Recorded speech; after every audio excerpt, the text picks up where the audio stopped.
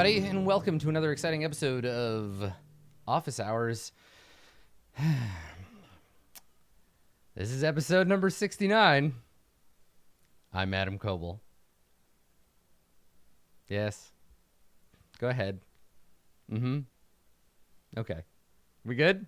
It's funny because it's the sex number. So what is Office Hours? What is the deal? What is this thing? So Office Hours is a call-in GM advice show, but because this isn't the radio, you call in advance, and because I don't have a producer to screen calls, I have to choose them in advance, and you record your voice or you get someone else to do it, and then I answer questions. I answer questions about game mastering, some questions about game design sometimes, and basically we just sit here and we rap about these things, which is to say I talk and you listen.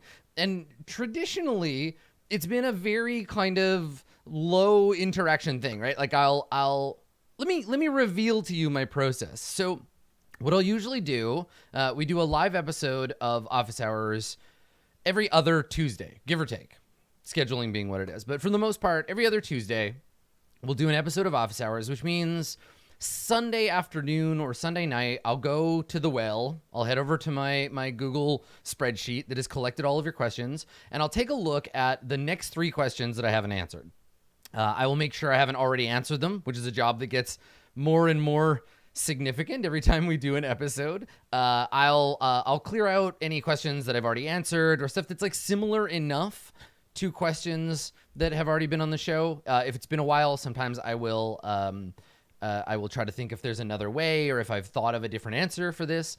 But for the most part, I try to pick 3 questions we haven't answered directly before. This is a show, if you've been watching for the past 68 episodes, you know that my priority is giving specific advice. So the more specific the question, the more likely I am to answer it. So I'll pick the 3 questions, and then I'll check to make sure that the audio is good. I'll edit that audio, right? I'll work to make your voice sound better. I'll use my tools, my secret tools. I cut out hiss and I mess with volumes and make everybody sound about the same. Sometimes that's more work than other times, but I do everything I can to make you sound real nice on the stream. And then the real work begins, right? Where I will sit down, and this process usually takes 2 or 3 hours, where I'll make notes about each question. I'll think about specific topics. Basically, I build a lecture out of the kinds of questions that I get, right? You give me the topics and I build sort of a lecture out of them. The trick, though, with that is it's very labor intensive, and I think that it does sort of put me down a path of having a very particular specific answer. And I was thinking that if that's what I wanted to do, why do Office Hours Live at all, right? Why not record a video? Why not cut my answers to specifically be about those things? Why not just make YouTube videos, right? And then I could premiere them on Twitch if I wanted to. But I think that defeats the purpose of the format, right? We have available to us this platform, and it has long been my intention that Twitch is the reason to tune in, right? You tune into Twitch, you watch if you can. If you can't, then you're certainly welcome to watch on YouTube. YouTube is the secondary audience space, which is cool. I like that that's there. It's a good archive, but I want to take advantage of this space. I want to mix it up a little bit. And what pushed me over the edge is low latency mode, right? Low latency mode is a newish tool that has reduced the amount of time between what I am saying and what you are hearing in the space. So now we're only a couple of seconds apart, especially for a show like this where it's not graphic intensive and like it's not fine. It's I'll say something and then I can see you respond and I can respond quite quickly to it. So I wanted to make this a little bit more improvisational, right? So for this episode, I've heard the questions, right? I've prepared the overlay, as you'll find out, and I've thought a tiny bit about them, but I think I just kind of want to wing it today. We'll play the question like we usually do, and then we'll just talk about what happened, and I'll keep an eye on chat. And I want you to be talking about this stuff while I'm talking about it, like we usually do. And if you have some points that come up, or there are questions or those sorts of things, I will be able to address them. Whereas before, there was a weird break in the flow, right? Like you would say something and then I'm 7 seconds ahead already and it's too late. So I figured old episode 69 here would be a nice time to try it a little different. We're going to spice it up in the office. We're going to get a little messy. So the same thing, 3 questions. We're going to just talk about each thing. I'm going to give you my opinions and my thoughts. We'll see. This episode might be shorter than usual. It might be longer than usual. I'm winging it. So welcome to episode 69 of Office Hours. Before we continue, if you want to get involved in future episodes, and I'll repeat this at the end, but if you want to get involved in future episodes of Office Hours, go to my website. It's www.adam-coble.com. There's a little Office Hours link you can click. Fill out that form.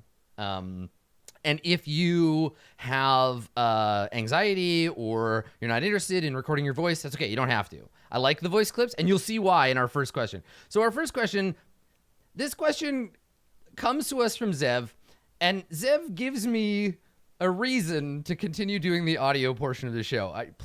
I hope you enjoy this as much as I did when I listened to it. Good day, grand and glorious Adam. In case no one has told you yet today, you know that you are an amazing person and a great influence. Thought I'd let you know. Now that I got your attention, though. I have been running Tomb of Annihilation for, give or take, 4 to 5 months now. And my experience with it has been generally great. But it's also in a way been apparently very uncommon.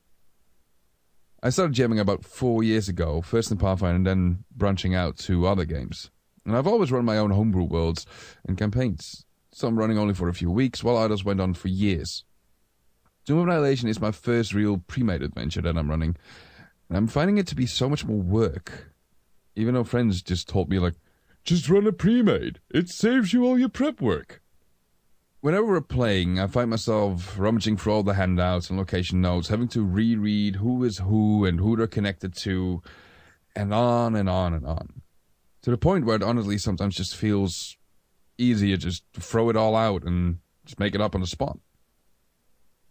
Doing that, however, feels like a disservice to the game, and I'm, in a way, generally intrigued in the world of children and wish to explore more of it, especially together with my players. Do you have any tips and experiences that you could share for an overburdened GM on how to run pre-made campaigns? Thank you, Adam, for all your amazing content.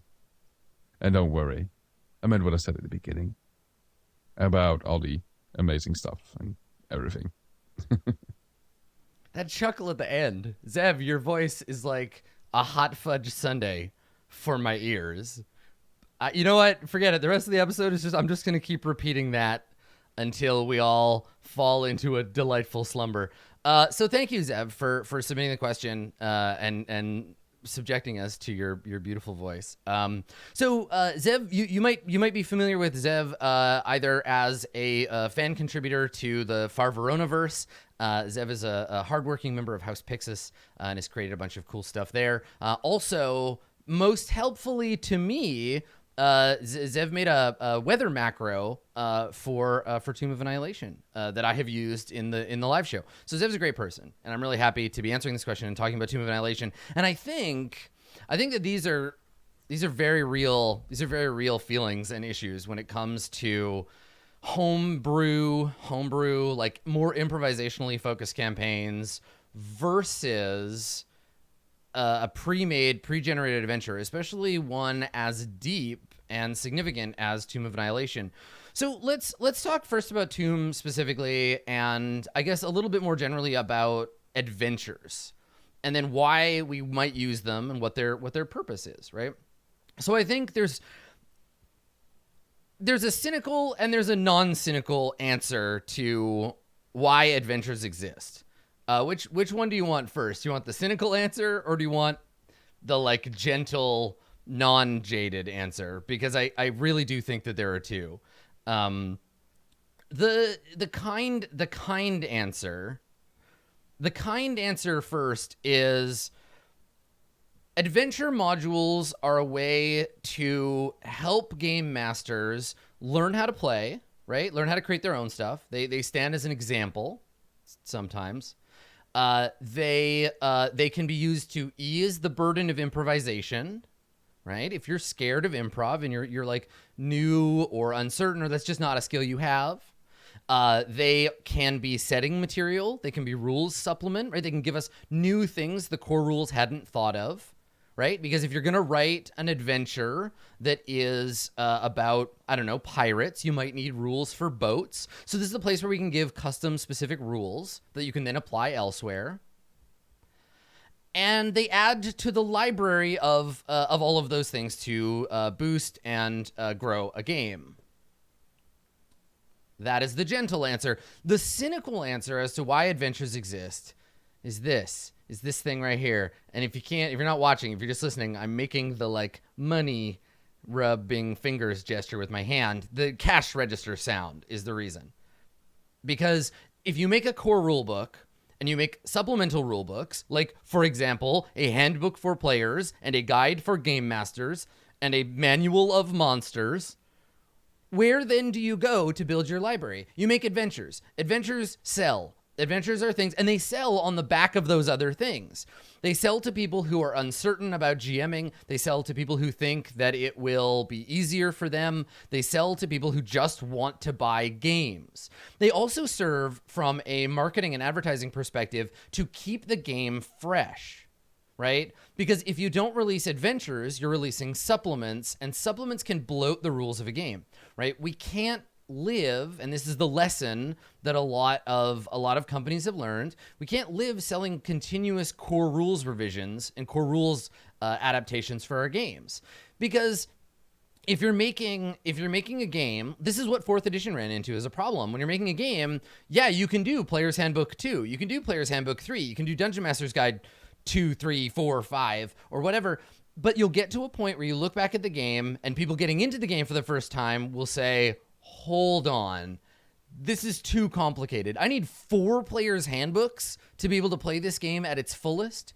It's much, much easier to collect adventures. Now, some companies release them in large format, right? Some companies release them as a they release them as an anthology sort of. This is large. This is 100, 200 pages. This is a big adventure. You can play this for 30, 40, 50 sessions. This will run you. It's a campaign. Others sell them like comic books where you can buy issues as they come out, or you can wait and you can collect the whole thing. And what's interesting, Chad had pointed this out. There was a question, don't DMs only buy adventures? So no, 100% no. I can name at least 2 of my players in my Tomb of Annihilation game who own the adventure but are not playing it. There are people who will buy material just in case. And Wizards of the Coast is smart from the like cynical marketing perspective. They're smart because they include player content in some of these adventures, right? This is the you can play some additional races, you can get some additional spells, and you can use those anywhere.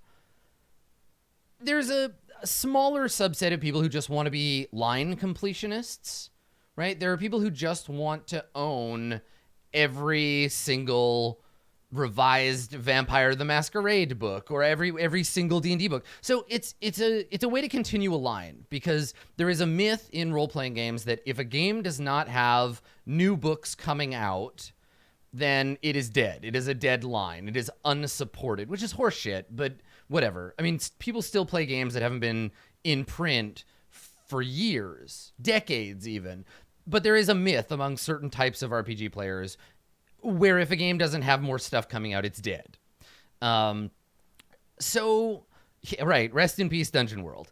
So, as a company, there are lots and lots of different reasons that all overlap to release adventures. And I would say that none of these are bad exactly. Like, I would like Wizards of the Coast to make money and to continue selling books and employing designers, because I like D&D and I like having material for it.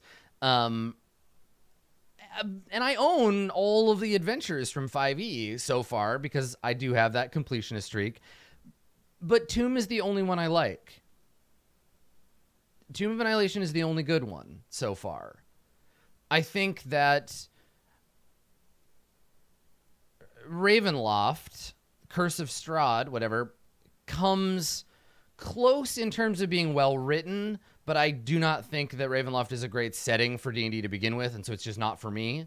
But I think that there's reason to own all of these, and there's reason to run them. But Tomb is the first adventure that I was like, no, I'll run this. I'll run this all the way. I'm excited about this. This does all of those good things for a line that I would not necessarily have expected. I think that it brings a lot to the game.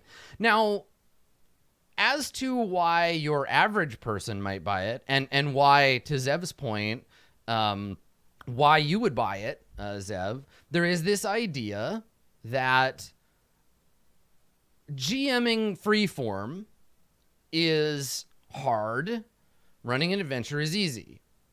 Because when you run an adventure, you basically have a script, right? You just go A, B, C, and you're like, you encounter this, and then that, and then grungs, and then a lich, and it's over, right?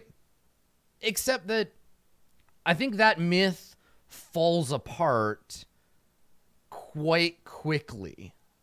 I think that myth, it dissolves very fast.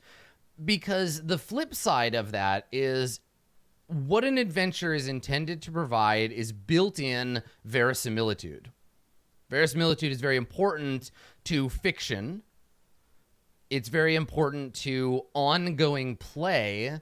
And I would say that the suspension of disbelief and continuity from one moment to the next is maybe one of the most important things in a tabletop role-playing game when you're running a long campaign. Because you don't want to be in that position as a game master or as a player where you say X is true. And then 1 or 2 or 10 sessions down the line, you say, Y is true. And you've forgotten completely about X. This idea that we have a verisimilitude, that we have a continuity in our games, I think creates the idea of fiction. It creates a campaign. It makes it from a bunch of one-shots to a singular piece of fiction. And the myth, the lie here is that a Tomb of Annihilation will do that for you for free, right? That it will do that as part of the experience of playing it. Because if it's written down, obviously it'll translate one-to-one directly into your game. But it certainly doesn't, because as you said, there's so much more work being correct. And I think what you end up with here is something that is akin to what we talked about back when we first started talking about licensed games. There's a much earlier episode of Office Hours where we talked about what it's like running a game during or set in a world that everybody knows as well as you do, or maybe better, right? So this is where you have to be consistent. When you say, this is what Artis Cimber is like, you are drawing from the adventure, and you have to retain that information in your head so that next time you show Artis Cimber, you don't accidentally portray him as being different. When you say, this monster is in this place, if they come back to that place, that monster needs to still be there and have the same amount of hit points and do the whole thing, right? You have to follow what's in the book. And that can be really daunting because there is a lot to remember. You do have to do homework when you run it. And I guess the question becomes, are you willing to do that homework in exchange for the verisimilitude that is built in to into the adventure? Is that trade worth it to you? I stumble over this. I totally do, where I will use the wrong name of an NPC. I'll be like, oh, this was a different Tabaxi. And then I have to go back and I have to look and be like, oh, God, okay, how can I retcon this so that it makes sense? And they know their name. So I think I'm of the mind that you can make mistakes and you can go back. That you can say, oh, I'm sorry, did I say that this guy was named that? I should have said he was named this. I know that was an episode ago. Can we just pretend like that was always his name? But I hate that. I hate doing it. It feels like a failure. It feels like a loss. I know it isn't. I know that we're human, but my memory is not that good. And so I fuck that up a lot. I try not to, and I especially when I'm performing an adventure for an audience, I will make sure I don't do that because y'all will catch it. You'll get it as soon as I do it. Because there is this mythology that the GM should know everything. And if there's a correct answer already, then you can fuck it up. But if you're improvising, you can't fuck it up. You can just retcon it. So this is why I tend to prefer making up my own world, because when I contradict myself, all I have to do is make those contradictions fit. So if I say, this is how it is, and then later I show, this is different from how I said, I can turn a mistake into reality by just changing the things the players can't see. But in a published adventure, you can't do that because you might fuck up the whole adventure. You could really screw up the whole adventure because you could say, oh, yes, this NPC died of the death curse. Yeah, no, he was stabbed in the street and now he's dead. But if you need that NPC later, you need to be ready for him. You need to look forward and find every example of that NPC. And this is why I prefer running adventures digitally versus like in person, because you can't control F a book, right? If I'm like, oh, I accidentally killed that NPC, let me make sure he's not important anywhere else. And if he is, let's fill that in. There's a certain degree of flexibility that you lose, and it's a trade-off. What I think you can also do, if you want to, is use an adventure as a loose framework and then wing it, right? Because there's some stuff that won't change. You've got your maps, you got your monster stats, you got the general plot line, but like, fuck it, right? You can do whatever you want. So if you want a character to die, if you accidentally have a character die partway, you can wing it, but you got to know that your expectation and the players is deviating necessarily. And that's okay, because the players have not read the adventure already, I presume. That's a whole other thing. And you can just present it as it is what it is. It's happening as it's happening. But like you said, and this is sort of to Zev's point, it feels like a disservice, and you're generally intrigued in the world of Chult and you want to explore more of it. So that's okay. I think Tomb of Annihilation is freer than most for that. But when you go off the rails, you're allowed. So I'll give you an analogy here before I give you my kind of final points on this. So there was a con, Big Bad Con, I gotta say, like 2015, 2014, maybe, Big Bad Con. And I was on the schedule for a 4-hour game of Dungeon World, and it was based, I said Dungeon World, and it was based on the first of the Slavers adventures from AD&D. What was it? Against the Slavers, against the Slave Lords, something like that. It was A1, I think. Slave Pits of the Undercity, maybe. Anyway, so that was on the schedule, and I came in with my Dungeon World book and my old-ass AD&D adventure, and I sat down, and we made characters, and I made a bunch of notes, and I was like, okay, so there are slavers, and they've been kidnapping people, and here's the beginning, here's the starting encounter, let's go. And at the end of it, one of the players came up to me, and this Big Bad is one of those cons that after you play a game, like you sign up, you play a game, after you play a game, you like rate your GM and your experience at the table, which I don't personally agree with, but whatever, it's fine. Some people like that kind of feedback or whatever. And so someone came to me and he said, I got to tell you, like, it was fun and I had a great time. The game was good. You're a great GM, but I got to give you a low score because it wasn't what I expected. I've played Slave Pits of the Undercity. I played it a bunch. I love this adventure, and I wanted to play it again. And this was nothing. You didn't play it by the book at all, and that really upset me. That really bothered me. So I'm just, when you get the report, I'm sorry. Like I have to be honest. And I was like, okay, that's fine, because I'm not gonna like not get. Like, there's nothing on the line except my ego, and I'm fine with that feedback. So whatever. But I had a really good time taking the seed and the maps and then just winging it from there, right? Like I used the map, I used some of the traps, I used the general premise, but then it became something different, right? Because I had drawn the map from the adventure, but I left a bunch of blanks and I just filled in a bunch of shit, and we all had a great time playing, but it wasn't what that player expected. So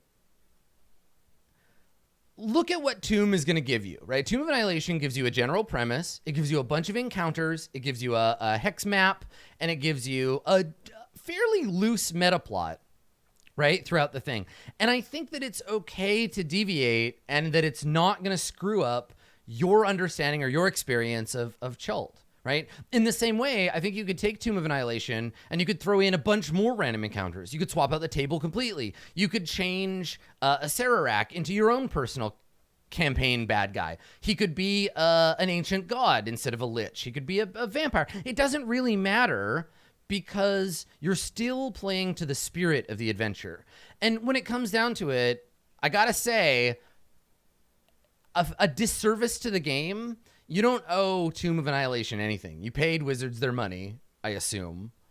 If you didn't buy it legitimately, you know, that's a different, you got to get straight with yourself. But you don't owe D&D anything. So play it in a way that is fun for you and find that balance. If you watch me, and I think you have, if you watch me running Tomb of Annihilation, I am so bored of some of the random encounters. I'm so bored of like seeing them come up again.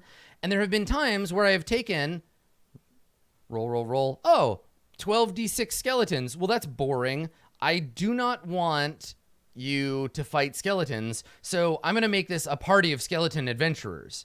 Or, oh, great, this is another encounter with grungs. Let's have them have done something else and left, right? So the idea here is take what the game gives you and then be as flexible as you need to be. Some players really like GM, some players really like doing homework and getting it exactly right. That can be fun. Some people like totally winging it. Both are valid. Both are totally valid. You are not doing the game a disservice. And I know that this isn't like specific advice on how to get over that, but I think the reaction that you're having to what's going on is an emotional one. And I want to free you of that. I want to free you of feeling like there is a correct way and an incorrect way to do this. The adventure is a framework. Say no to doing more homework than you feel like you should be doing. Okay? I believe in you. You're a good GM. You can do it.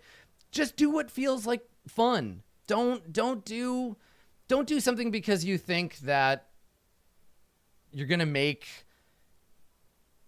Richard Garfield cry, okay? All right. Say yes to fun. Say no to feeling forced. All right. So our next question, this one is much longer. Normally I prefer to try to keep the text, but I really couldn't fit it all into the overlay as best as I wanted to. I didn't want to truncate it too much. And Arian had a bad time, and I would like to talk about why and what that might be like. Hey Adam, I've got a question about playing with someone who didn't respect my boundaries in the past and how I can still make that work. So here's what happened. I was playing with a longtime group, and the person who was GMing this particular game did a scene where he kind of muddied the game and reality. In particular, he started talking to me out of character, like asking how the game was going. But he didn't tell me that he was secretly tracking rounds passing as we conversed, and that my character was suffering mental harm while we chatted. At the end, he actually told me how many stats to erase from my character sheet based on how long we had talked. I knew something was fishy and consented to playing along with the scene and then discussing it afterwards.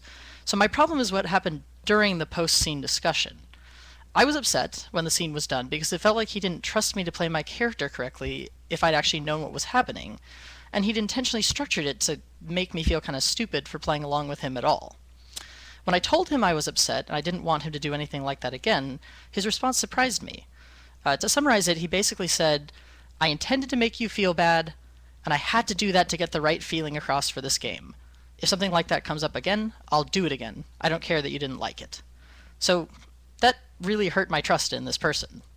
However, the group as a whole is one where I have some really close friends, And even the person who is GMing has been a good friend in other contexts.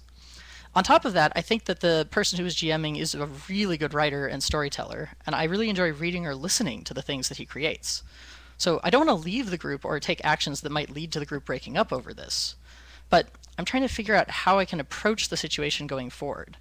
Trying to just forget about it and pretending everything okay is leaving me with a feeling of unresolved tension and even a little bit of anger. So any advice would be appreciated. Damn right. Unresolved tension and a little bit of anger. I feel angry for you. Jesus Christ. I'm just going to start, and I think I could see chat getting upset with me on this. Fuck everything about this. Your game master did a very bad thing. This GM, he fucked up really bad in many ways, some of which are directly his fault. Others, I think, are the product of some weird toxic shit that happens in tabletop RPGs. But like, holy shit. The fact that you think that it's your responsibility to try to like get over it and get through it instead of just being like, fuck you, I don't want to play with you anymore. But it's always more complicated than that, right? And I understand that this is the thing. So let's talk about this in bits and pieces. So, first of all, you're doing a scene in your game. You're playing your game. And then the GM is like, so how are you enjoying the game? Are you having fun? Good. I'm checking in with you. This is a good thing that we're doing. How's it going? Are you enjoying your character? Are we having a nice time? Cool. This is good. I'm glad that we're talking about this together as players while the game is fucking paused. And then at the end, it's like, oh, psych, guess what? While we were talking out of character, time was passing in this other world where I'm in control of time. And now you're fucked. Your character is damaged because, I don't know, you didn't tell me to stop while I was doing this thing, this positive thing we were supposed to be doing, which is like a slap in the face, right? It's a slap in the face by saying like, we're outside the game now, but because you're not interrupting me, it's like skipping someone's turn in combat because you had to get up and go to the bathroom, right? Be like, all right, Max, it's your turn. Hang on a second. I need a drink. You get up, you go to the kitchen, you come back. Oh, sorry, Max, your turn went by. Dan, your turn skipped too. I was checking my time while I got my beverage. So, sorry guys, it's the monster's turn now. It's knowing that something was up and playing along with it is fine, but you couldn't give fully informed consent because what was going to happen was not clear to you until after the fact, right? So that's the first issue, right? Is that the line between in character and at the table and out of character away from the table you can't use it that way. And especially to ask you how the game is going, to like act like they're engaging with you, it's some shit. Like that is just straight up not okay. So even if you were like, oh, okay, I'm going to go along with this, that slap in the face afterward is not okay. Your being upset is reasonable for whatever reason. And then the icing on the cake, right? The shit that comes after this is he intentionally structured it to make you feel stupid. You said, hey, I don't like that. Don't do that again. He said, fuck you. I want you to feel bad. And this is how it goes. If the opportunity to make you feel bad comes up again, I'll do it. I don't care how you feel. Why would you let this person talk to you like that?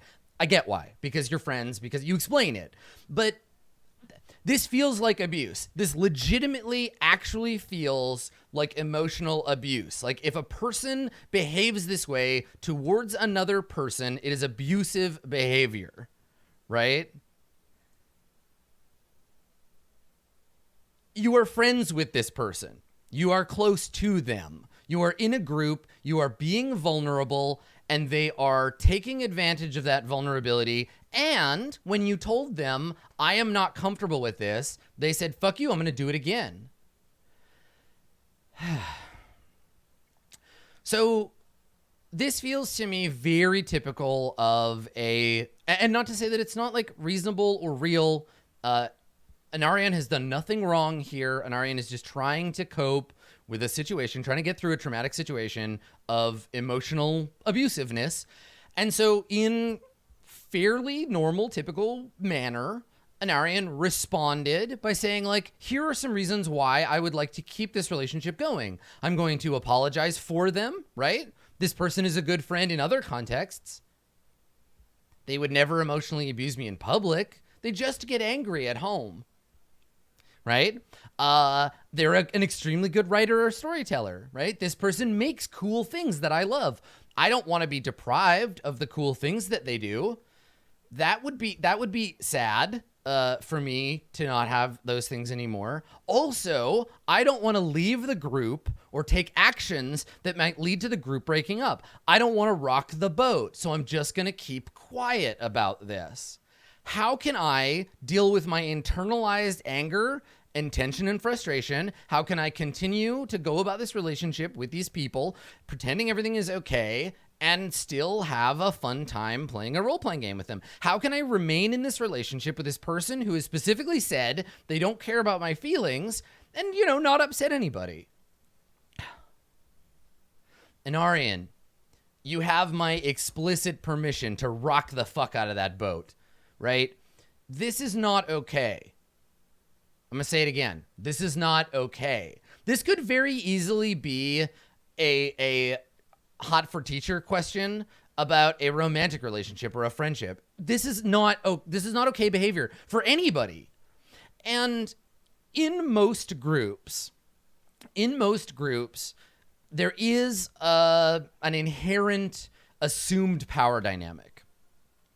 There is this idea that the game master has power over everyone else. The game master is allowed to be in charge of certain things and that you are expected to let them get away with these things. And it's a thing we've joked about a lot, but there is an unnavigated, undiscussed power dynamic in tabletop role-playing games that often is similar to the power dynamic that exists in like BDSM. In kink spaces. But in BDSM, people are generally better equipped to discuss and navigate that, and they consent to being manipulated in that fashion. You did not consent to any of this horse shit, right? There is a moment where it sounds like you have tried to justify that this happened by saying, like, I consented to play along, but you didn't know what was going to happen. You just said, go ahead and do the thing. I trust you. And your trust was betrayed, right? Straight up. Because the real thing that matters here, the ultimate point of this whole thing is not about tabletop role-playing games. It's not about any of that stuff. The core element of this question, the big, significant, important thing, when I told him I was upset and didn't want him to do anything like that ever again, he said, I intended to make you feel bad. I had to do it. I did it for the game. And I'll do it again. So it feels like a pretty clear line in the sand for me. This will happen to you again. If you play with this person, they will make you feel bad again. And I don't want to say that this is like a bad person. This is a person who abused their power and did a bad thing they thought that was real. They thought was helping their game. But they were harmful. They did a bad thing to you, and that needs to be called out. Not just for your sake, but for the sake of everybody else at the table. I think that it's fine to have like cool, edgy, immersive ways to play. And for some groups, it's fun to be like, there's some bleed. Like, I feel uncomfortable because my character feels uncomfortable. Like, playing with emotions is a huge part of role-playing games, right? Engaging ourselves creatively, feeling our characters, kind of being in that space. But it's got to be like safe and fine, and it's got to feel good. You have to be willing and allowing yourself to be in that space. You have to give someone permission to push you. And this person didn't get that permission. And when you called them on it, they basically just said, fuck you. They said, fuck you, fuck your feelings. My game is more important. So I got to tell you, your emotional safety in this and every other situation is more important than the group's cohesion, right? It's more important than the GM's creative output. It's more important than your relationship with the game master. But I know all of that is really hard. So I gotta say, like, as an adjunct to this, do you have allies in this group? Like, are there other people who saw this gross shit happen and did nothing? Like, I feel like if I saw this happening to another member of a group I was a part of, I would be like, whoa, I don't want to be next. Like, are you gonna do this to me? This is some bullshit on a purely self-protective level. This is not okay. Also, you did this to an Aryan, and that's not cool. So yeah, I would talk to the rest of the group or someone in the group and be like, can we just like talk about this, that this happened? I am not having fun with this situation. We need to talk as a group. And it sounds to me, though, like an Aryan might be the outsider here. It sounds to me like this is the group where you're friends and they've been playing games together for a long time, but maybe an Aryan hasn't, and that can be an uncomfortable place to be. I don't know. God, it's rough. It's a rough situation. This GM doesn't deserve players, and I'm really, really sorry that this happened to you, Aryan, and thank you for like reaching out to me and to us to talk about it. It sucks. It's not okay. Your feelings of feeling bad are good in the sense that like they're real and I acknowledge them. And I think we all agree that it's okay to feel bad about this. I certainly would. I think what needs to happen here is your job is not to save the group or save the game or save your GM from being a dirtbag. Your job is to protect yourself and to have a good time and to feel nice and confident and happy. So if you want to stay in the group, talk to the group as a group, right? You were all in this together. Address that the GM did something that hurt your feelings and that you do not want to have happen again.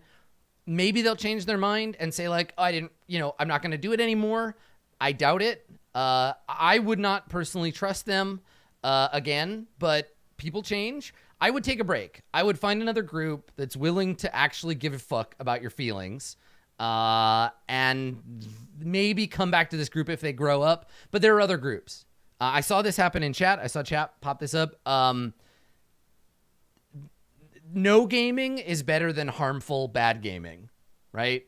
Your emotional well-being is more important than all of the other shit that happens here. I love role-playing games. I love them to death. I love playing them. I love talking about them. I love everything about them. But no role-playing game is more important than my emotional safety. Doesn't matter how big or important it is. And that goes for you too. So I'm gonna just back you up here. Like, it's okay to be upset. It's okay not to play with this group anymore.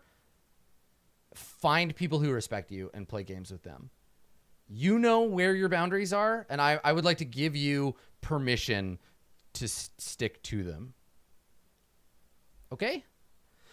Whew, it's a heavy one. It's a heavy question, and I think a lot of people have been in these situations where it's like someone did a bad thing, and I feel bad, but I don't want to express my feeling bad.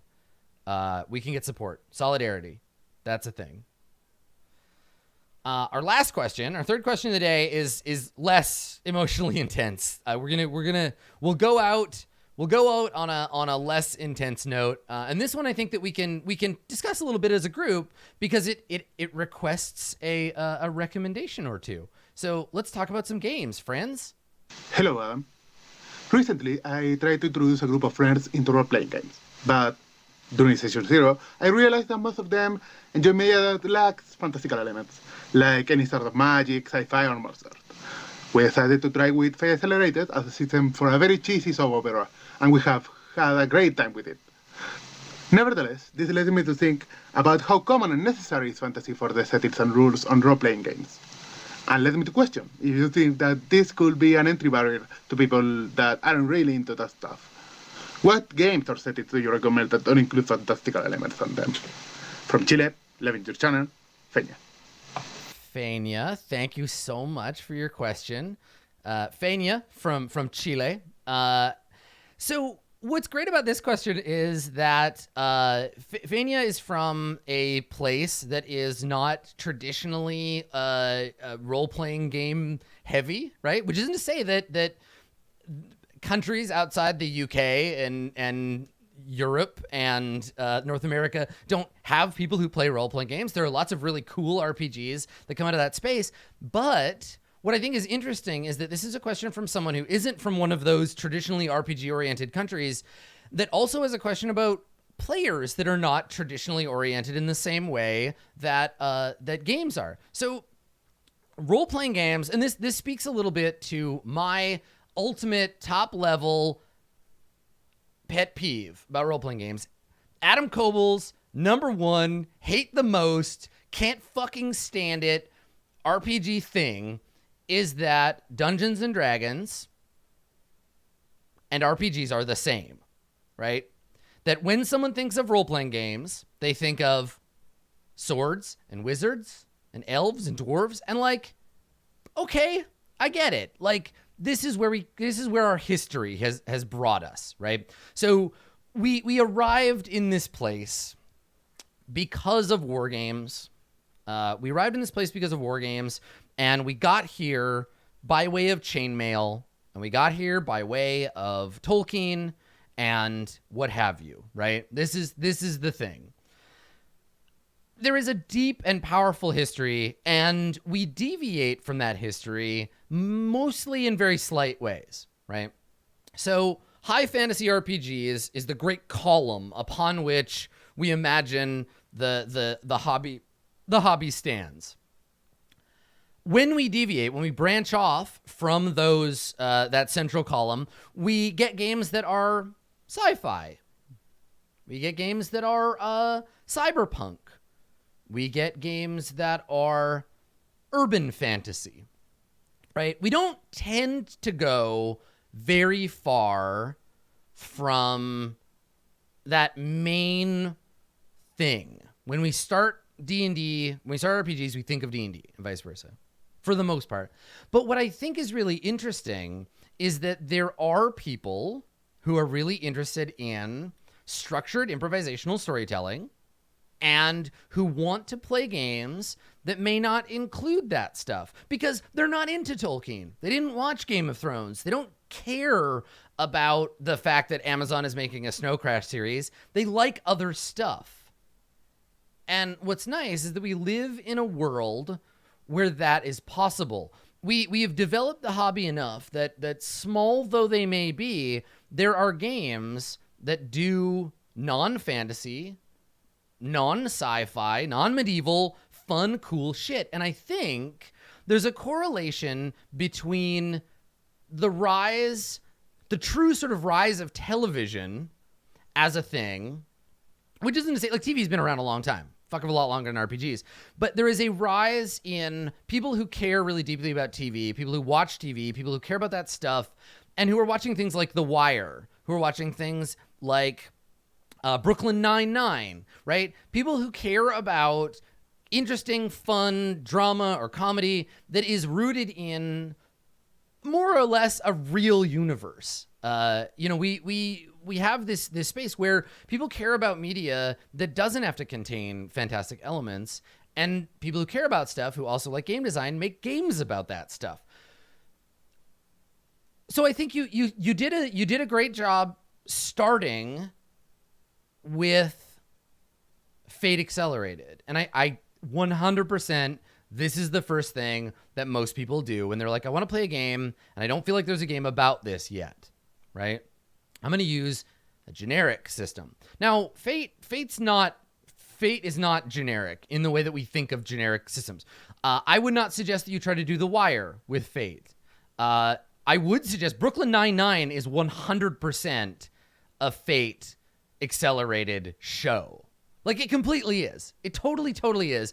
Because it's built on the idea, Fate creates over-the-top, pulpy feeling, kind of like low-stakes stuff. Fate and soap operas have in common the fact that no one seems able to die, right? People get written off the show, but no one dies. They get shot, they go into a coma, they have amnesia, they wake up, they find out that they were secretly somebody else's twin sister. Those kinds of twists and turns are 100% built into the way that Fate creates fiction. But you're going to run out of stuff that Fate can do, because Fate can do that kind of thing. It can do pulp, it can do over the top really well, and you can have as you said, a very cheesy, great and stupid time with it, but you're never going to be able to do Hannibal with Fate, right? You're never going to be able to do the kinds of like more serious drama. There's not a lot of hard-hitting stuff. You can't do the Tudors. Now, I think that there are games that allow you to adjust the dials. For example, you could play with a little bit of work. You could play Apocalypse World without weird, right? I've seen some rewrites of Apocalypse World that are post-apocalyptic, but more like The Road, which again, like pushes sci-fi a little bit. So you can bend and adjust games that you already like. Yeah, Dogs in the Vineyard, V1 Deluxe mentions. Dogs in the Vineyard is a great example because you define early in the game whether faith is magic or a metaphor, right? Dogs can be a very gritty, realistic. You don't have to change anything about it, right? Because if faith is a metaphor, now Dogs doesn't have weird by default.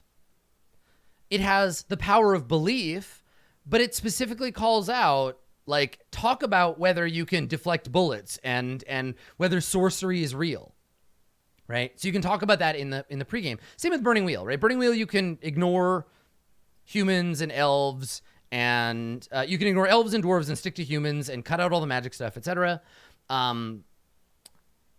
Another game like Fate that I would suggest you could deviate into from Fate, especially if you have like TV fans in your group, is a game called Primetime Adventures. So Primetime Adventures is a game about making a TV show. You do not play necessarily the like camera people and the producers. You don't talk about the set. You watch the show as it happens, but you're all there under the understanding that this is a thing you would watch on TV. It is described as a TV show. There are mechanisms to make it feel like TV, and anything that would make a TV show and be paced like a TV show, you could do. So Primetime Adventures, that's a thing you could do. The Wire or Hannibal or something like gritty and dark where bad things happen. You can totally do that with Primetime Adventures. It's a show about that. What I would suggest, and I think that this is true of literally every game, whether you're talking about fantasy or whatever. You talked about doing a session 0. I think what you want to do is sit down with your friends and say, what do you like? Right? What kinds of stuff are fun to you? And then find a game that clicks with those things. Now, if you're lucky, your group is going to say, I'm very interested in playing the year 900 AD, and I want to be a settler in Iceland. Or they might say, we're really interested in playing out lesbian drama in World War II in Russia as bomber pilots. But probably that will not be the case. What I would do is say, sit down with your friends and be like, all right, specifically, what do you like, right? What kinds of media do you like? Make a list. Then see what you like about those things. Because it might be that you like, what do you like about The Wire? I don't like the cop stuff. I don't like the cop stuff in The Wire. I'm not interested in that. but I do like the assessment of class in America. I'm interested in power dynamics in games. I'm interested in organizational power. I'm interested in the ways in which the black market can affect, and like drug trade can affect people on a day-to-day life. And I like the idea of city as story. So it's not that I like the cop stuff, it's the other things. And so digging into and having a conversation, like sit down with your friends, grab dinner, grab drinks, have some beers, whatever, and talk about what you love about the fiction that you love, right? That's what really matters, is figuring out what is cool to you, and then go out into the internet and find games that match up with that. And don't trust what the games say on the book, because game designers lie to sell games. Not all of them, and not all maliciously, and not all on purpose, but don't trust the back text of a book. Don't trust the cover art. Trust other people who have played it that you trust. Trust the mechanisms. Like, actually look at the game. Just because someone says that the officially licensed Ghostbusters RPG is the best Ghostbusters RPG doesn't mean you shouldn't read Inspectors, right? So yeah, ask around, learn what games do, and then you could say to them like, okay, so here's my example. So you sit down with your friends and you get into a deep conversation about what you love about Orange is the New Black. Okay, Orange is the New Black is a Netflix comedy drama about a women's prison, and in it talks about gender roles, it talks about power dynamics, it talks about romance, it talks about incarceration, and it's got some themes in it that people might like. So you sit down, you have this conversation about Orange is the New Black, and you realize that what you really like about it is a bunch of women trapped in a place together in bad situation, and there are men in power over them, and that's tense, and they have relationships with each other, and like, what's that like? Now, there's no Orange is the New Black RPG, and I think the easy thing to do would be to pick a generic game and just emulate Orange is the New Black. But what you like about that show is true of Night Witches, right? Like, Night Witches, to me, feels way more like Orange is the New Black than it does like any World War II show or movie I've ever played or seen, right? Or game, any of that stuff. It feels less like World War II and more about like lesbian prison drama, which is what's so awesome about it. So I guess what I'm getting at is that you want to sit down with your players and assess and analyze and discuss what you actually like about the fiction that you like, and then find things that match that. And that might mean like, hey, we just really want to play a gang. It might be setting, right? It might be situation, but it might also be theme. And there's lots of different ways to match all that stuff up. You may come to a place where you find that the thing that you want does not exist. And that, friend Fenya, that is when you have to design that game yourself.